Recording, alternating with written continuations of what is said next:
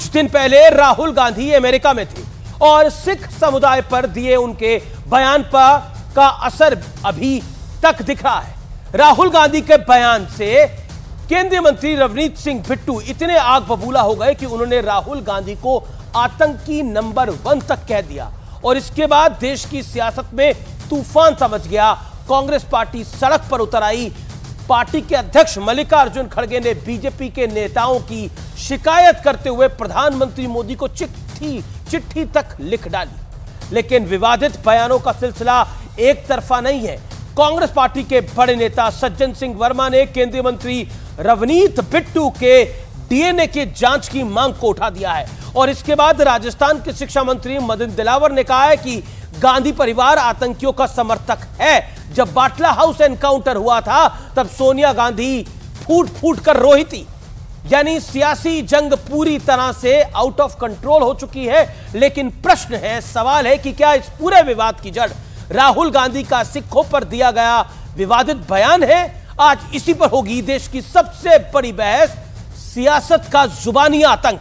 सोचिए, इस देश में पार्टी के नेताओं को आतंकी कहा जा रहा है।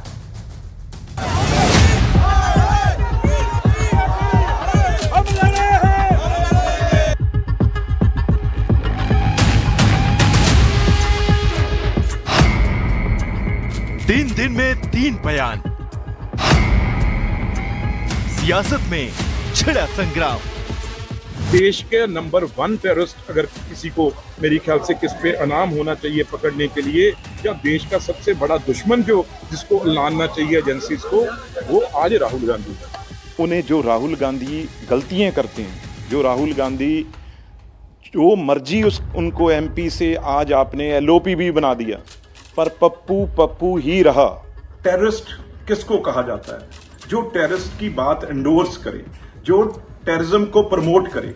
अब जब पन्नू और राहुल गांधी, मेरा मतलब टेररिस्ट कहने का ये है भी, जब पन्नू और राहुल गांधी एक दूसरे की बात, एक दूसरे को एंडोर्स कर रहे हैं, एक दूसरे की वाह कर रहे हैं, तो और क्या होगा जी?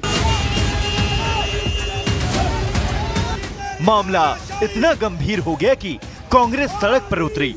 रवनीत सिंह बिट्टू के खिलाफ पुलिस में शिकायत दर्ज करवाई गई और कांग्रेस अध्यक्ष मल्लिकार्जुन खड़गे ने प्रधानमंत्री को शिकायत वाली चिट्ठी भी लिख डाली। जो व्यक्ति इनको पसंद नहीं आता उसको ये खट से उसको कहते हैं कि ये आतंकवादी है, तो ये कहाँ की राजनीति है? इसलिए आज हम लोगों ने यहाँ पे पुलिस कंप्लेंट करी है कि इनके खिलाफ सख्त से सख्त कानूनी कार्रवाई करी जाए। इस देश के केंद्रीय रेल राज्य मंत्री, उत्तर प्रदेश के एक मंत्री सरकार के, महाराष्ट्र के बीजेपी के जो अलायंस है उनके एक विधायक और भी कुछ लोग सभी एक ही भाषा में बोल रहे हैं कि राहुल गांधी के ऊपर हमला करने। बिट्टू हैं जो कि मंत्री हैं आपकी सरकार में, बीजेपी की सरकार में, उन्होंने बोला कि इस देश का कोई नंबर 1 आतंकी है तो वो राहुल गांधी है। ये थोड़ी कंट्रोवर्शियल स्टेटमेंट नहीं है? आप इस पर क्या रिएक्ट करना चाहती हैं? देखिए, उन्होंने जो कहा वो मैं बहुत पहले से कह रही हूँ। बीजेपी का शीर्ष नेतृत्व अगर इसमें रिएक्ट नहीं कर रहा है तो अपने आप को संलिप्त कर रहा है। कांग्रेस तो हमेशा आतंकवादियों के पक्षधर रही है। आपने देखा होगा जब बाटला हाउस में आतंकवादी मारे जा रहे थे, जब सोनिया गांधी फूट फूट कर रो रही थी, ये मैं नहीं कर रहा हूँ, ये राहुल गांधी खुद ने कहा है। लेकिन ये बेलगाम जुबान का खेल एक तरफा नहीं है। रवनीत सिंह बिट्टू सिंह के पोते हैं कि नहीं, इनके डीएनए की जांच कराना चाहिए।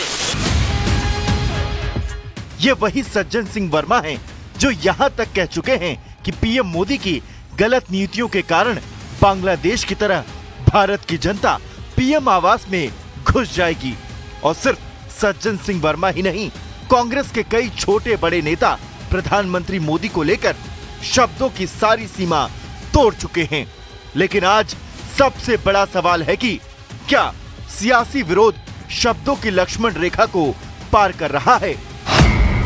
आज इसी पर होगी देश की सबसे बड़ी बहस।